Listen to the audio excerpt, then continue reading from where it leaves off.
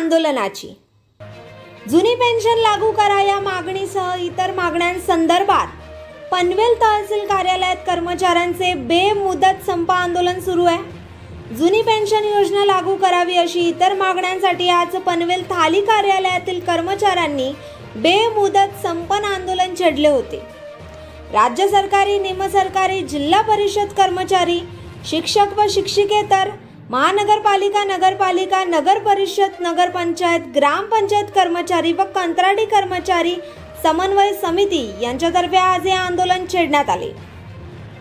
NPS हटवा व OPS लागू करा, जुनी पेन्शन मिळालीच पाहिजे, रिक्त पदे कायमस्वरूपी भरा, खाजगीकरण, कंत्राटीकरण धोरण रद्द करा, नवीन शैक्षणिक धोरण रद्द करा, अनुकंपा तत्वावरील नियुक्त्या बिनअट करा, PFRDA कायदा रद्द करा, कंत्राटी कर्मचाऱ्यांना सेवेत कायम करा, चतुर्थ श्रेणी कर्मचारी यांच्या पाल्यांना शासकीय सेवेत घ्या, शिक्षणाचे छुपे खाजगीकरण रद्द करा, भादवी संहिता कलम 353 पूर्वीप्रमाणेच प्रभावी करा यावं इतर मागणीसाठी आज हे बेमुदत संप आंदोलन छेडण्यात आले होते।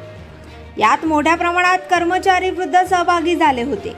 ब्युरो रिपोर्ट, कोकण संध्या, पनवेल। पनवेल, नवी मुंबई आणि रायगड जिल्ह्यातील ताज्या बातम्या आणि नवीन घडामोडी पाहण्यासाठी सबस्क्राइब करा कोकण संध्या न्यूज चॅनल आणि दाबा बेल आयकॉन।